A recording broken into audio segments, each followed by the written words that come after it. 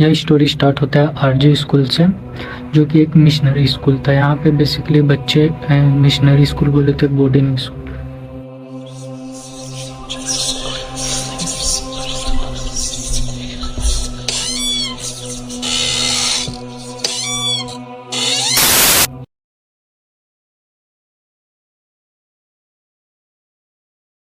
यहाँ पे सिद्धार्थ के साथ एक ऐसी घटना हुई जिसके बाद से उसकी ज़िंदगी तो बर्बाद हुई, साथ ही साथ उसके फैमिली वाले भी उसके साथ 10 साल तक सफ़र किए उसके इस सिचुएशन को लेके।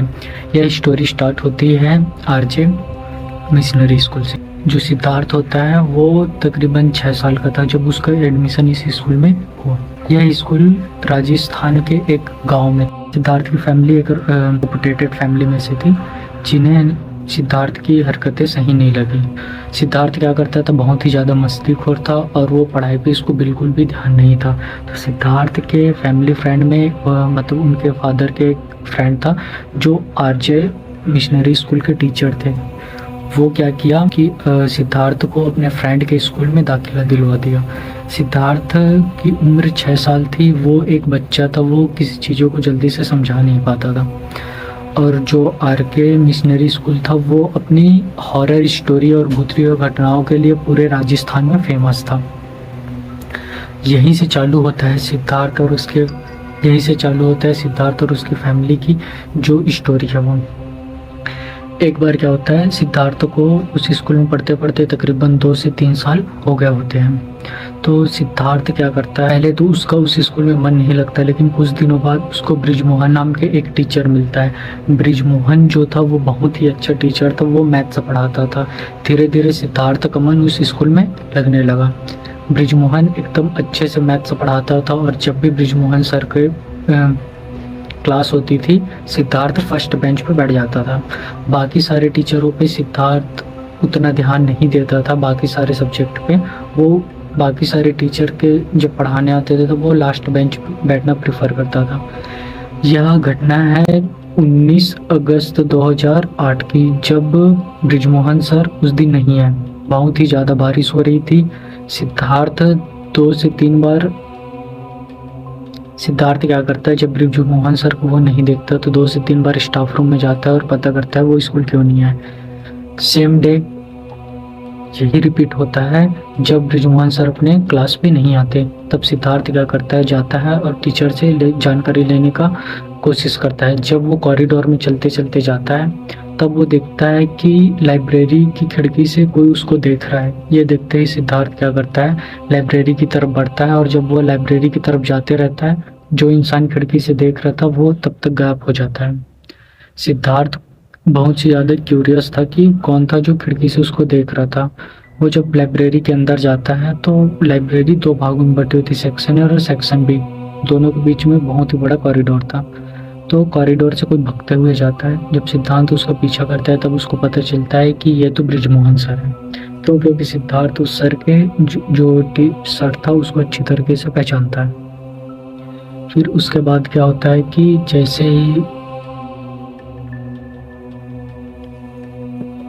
उसके बाद सिद्धार्थ कॉरिडोर में सर के पीछे पीछे जाता है। कुछ दूरी चलने के बाद सिद्धार्थ सर को आवाज़ लगाने लगता है। सर जो ब्रिजमोहन सर होते हैं वो उसकी बातों को अनसुना करते हुए अपने रफ्तार में चलते जाते हैं और चलते चलते कॉरिडोर के लास्ट में खिड़की होती है, वहाँ पे जाके वो खड़े हो जाते हैं। जैसे वो कॉरिडोर के लास्ट में जाके खड़े होते हैं, सिद्धार्थ क्या करता है, वो भी जाता है और सर से तकरीबन 1 मीटर की दूरी पे ही रहता है। फिर वो आवाज़ लगाता है और वो देखता है कि खिड़की से बहुत ही तेज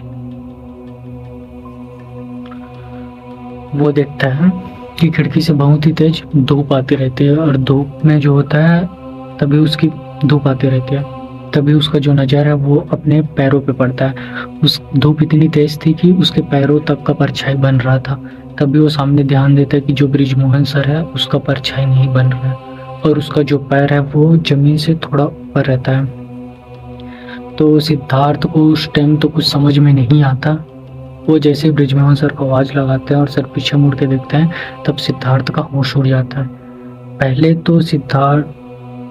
तो सर का जो फेस था वो पूरा वाइट हो चुका था, उसके हाथ जो थे वो वाइट थे, ये देख के सिद्धार्थ डर जाता है और डर के जोर से चिल्लाता है। जैसे ही वो चिल्लाता है, ब्रिजमोहन सर के फेस से उसका जो चमड़ी था वो टूट टूट के नीचे गिरने लगता है। यह देखते ही सिद्धार्थ को कुछ समझ नहीं आता है और वो पीछे दौड़ने का कोशिश करता है। जैसे वो दौड़ने की कोशिश करता है, उसका पैर किसी चीज में फंसता है, वो वहीं गिर जाता है। गिरने के बाद जब वो पलट के खिड़की की तरफ देखता है तो खिड़की की तरफ एकदम काला अंधेरा छाया हुआ है और ब्रिजमोहन सर उसके तरफ आगे बढ़ते जा रहा है। आगे बढ़ते बढ़ते कुछ देर के बाद गार्ड पीछे से दौड़ते हुए आता है उसकी आवाज को सुन के। जब सिद्धार्थ गार्ड की तरफ देखता है, गार्ड सिद्धार्थ की तरफ देखता है और सिद्धार्थ जो है वो खिड़की की तरफ देखता है। खिड़की तरफ जैसे ही देखता है, वो देखता है कि खिड़की पे कोई नहीं था, वही तेज धूप की रोशनी आती रहती है। ब्रिजमोहन उस सिचुएशन को किसी को एक्सप्लेन नहीं कर पाता कि वहां पे ऐसा क्या हुआ है जिससे वो नीचे गिरा है और वो चिल्लाया। ये सब देख के गार्ड जो है वो भी डर जाता है और सिद्धार्थ से पूछता है कि क्या हुआ है जो तुम ऐसे चिल्ला रहे थे। सिद्धार्थ उसको उस सिचुएशन के बारे में एक्सप्लेन करने की कोशिश करता है, लेकिन वो सही से एक्सप्लेन नहीं कर पाता क्योंकि उसको एक्सप्लेन करने में बहुत ही पहले से प्रॉब्लम होता है। यह उसका मतलब बाय बर्थ ये उसका डिफेक्ट था। सिद्धार्थ जो होता है वो क्लासरूम में जाता है। क्लासरूम में जैसे ही जाता है, वो अपने दोस्तों को ये चीज़ें बताने की ट्राई करते हैं, लेकिन सब लोग उसके ऊपर हंसने लगता है। उसको लगता है कि ये कोई फिर से हॉरर स्टोरी सुना रहा है जिससे बाकी सबके बीच में उसका स्टेटस सही हो जाए। वो उसकी बातों पे ध्यान नहीं देता। जैसे ही रात होती है, सिद्धार्थ जो होता है वो अपने हॉस्टल के खिड़की के बाहर आता है। खिड़की से जैसे ही वो नीचे देखता है तो स्ट्रीट लाइट पे उसको फिर से ब्रिजमोहन सर दिखते हैं। वो फिर इससे जोर से चिल्लाता है और जैसे ही ब्रिजमोहन उसके साइड देखता है, उसकी आंख से खून निकलते रहता है। यह देखते ही सिद्धार्थ वहाँ पे बेहोश हो जाता है और उसका जो रूममेट होता है वो गार्ड को बुलाता है और गार्ड को बुलाने के बाद वो बताता है कि इसने सर का नाम लिया, ये किया। उसके बाद वो बेहोश हो गया। उसके बाद स्कूल वाले जो होते हैं वो सिद्धार्थ के घर में फ़ोन करते हैं। सिद्धार्थ के घर वाले उसको घर लेके जाते हैं। घर ले जाने के बाद वो हर किसी को यही स्टोरी सुनाता है, लेकिन कोई उसकी बातों पे भरोसा नहीं करता। धीरे धीरे उसकी तबीयत खराब होना स्टार्ट हो जाता है। कुछ दिनों के बाद उस सिद्धार्थ जो होता है वो खाना पीना छोड़ देता है। सिद्धार्थ के जो पेरेंट्स थे वो बहुत ही ज़्यादा अमीर थे, तो वो उसको डॉक्टर को दिखाते हैं। डॉक्टर को जब वो दिखाते हैं तो कोई भी ऐसा मेडिकल ट्रीटमेंट नहीं है जो डॉक्टर ने उस पर एक्सपेरिमेंट ना किया हो। कुछ नहीं मिलता, ना तो उसका कुछ बीमारी का पता चलता है, ना पता चलता है कि वो क्यों डरा हुआ है। वो डिप्रेशन में चला जाता है, वो सूख के हड्डी हो जाता है। फिर सिद्धार्थ की जो मम्मी होती है वो अपनी फैमिली में किसी से बात करती है। तब एक उन लोग का पुरोहित था, मतलब पंडित था, जो अच्छा खासा तंत्र विद्या में उसको महारत हासिल था। सिद्धार्थ की मम्मी उसको उस तांत्रिक को घर में एक दिन बुलाती है जब सिद्धार्थ के पापा मतलब उसके फादर घर पे नहीं थे। क्योंकि उसके घर वाले कुछ ज़्यादा ही मॉडर्न थे, ये सब पे वो लोग भरोसा नहीं करते थे। उसकी मम्मी जैसे ही वो जो पंडित होता है सिद्धार्थ को देखता है, वो देखते ही पहचान लेता है कि इसके पीछे किसी की साया पड़ी है। तो ये देखते ही तांत्रिक हर चीज़ बताता है और बताता है कि ये जैसे ही सोए 2 नींबू उसके तकिए के नीचे रख देना, अगर ये काला हो जाता है फिर मेरे को इन्फॉर्म कर देना। ये सब घटनाएं जो होती हैं। फिर उसके बाद एक दो उसके घर पे अनुष्ठान होता है। अनुष्ठान होने के बाद सिद्धार्थ के सेहत पे थोड़ा बहुत सुधार होता है। फिर उसको सेम चीज़ अपने घर पे, अपने बालकनी पे, अपने रूम पे, हर एक जगह उसको दिखाई देने लगता है। फिर तांत्रिक जो होता है वो अपने गुरु को बुलाता है और गुरु को बुलाने के बाद फिर से एक अनुष्ठान किया जाता है। ये अनुष्ठान 13 दिन तक उन लोग के घर पे चलता है। लास्ट दिन जो होता है वो सिद्धार्थ बेहोश हो जाता है और तकरीबन 4 से 5 घंटे तक वो बेहोश रहता है।